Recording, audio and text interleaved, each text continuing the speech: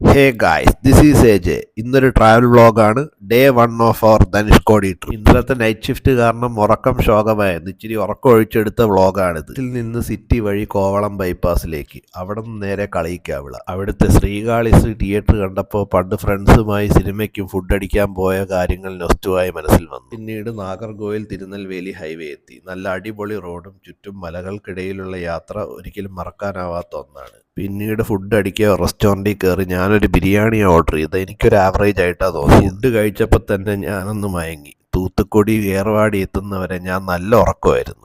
വൈകുന്നേരം ആയപ്പോൾ ഏർവാടി എത്തി. ഒരു ചായക്കടയിൽ കയറി. ഒരു ചായയും ഒരു ബജ്ജിയുമാണ് പറഞ്ഞത്. രണ്ടും നല്ല ടേസ്റ്റ് ആയിരുന്നു. പിന്നെ കടല കൊണ്ടും പാല് കൊണ്ടും ഒരുപാട് വെറൈറ്റി ഐറ്റംസ് ഒക്കെ ഉണ്ടായിരുന്നു. പക്ഷെ അതൊന്നും കഴിച്ചു നോക്കാനുള്ള ബോധാവസ്ഥയിലല്ലായിരുന്നു ഞാനപ്പോൾ. 60 കിലോമീറ്റർ കഴിഞ്ഞപ്പോൾ രാമേശ്വരം എത്താറായി. പിന്നെ യാത്രയുടെ ആംബിയൻസേ അങ്ങ് മാറി. അത് കഴിഞ്ഞ് പാമ്പൻ പാലം എത്തി. അവിടെ എത്തിയപ്പോഴാണ് ഒരു ഫോട്ടോ എടുക്കാമെന്ന് വെച്ച് ഞങ്ങൾ അങ്ങ് പുറത്തോട്ടിറങ്ങി. ഞങ്ങൾ നോക്കുമ്പോൾ ഞങ്ങളെപ്പോലെ തന്നെ ഒരുപാട് ആൾക്കാർ പാലത്തിൻ്റെ സൈഡിൽ വണ്ടി ഒടുക്കി വീഡിയോസും ഫോട്ടോസൊക്കെ എടുക്കുന്നത് കണ്ടിരുന്നു. ഇന്ത്യയിലെ ഏറ്റവും നീളം കൂടിയ പാലം, 2 മഹാസമുദ്രങ്ങൾക്കിടയിൽ നിൽക്കുന്ന പാലം, അതാണ് ഇതിൻ്റെ പ്രത്യേകത.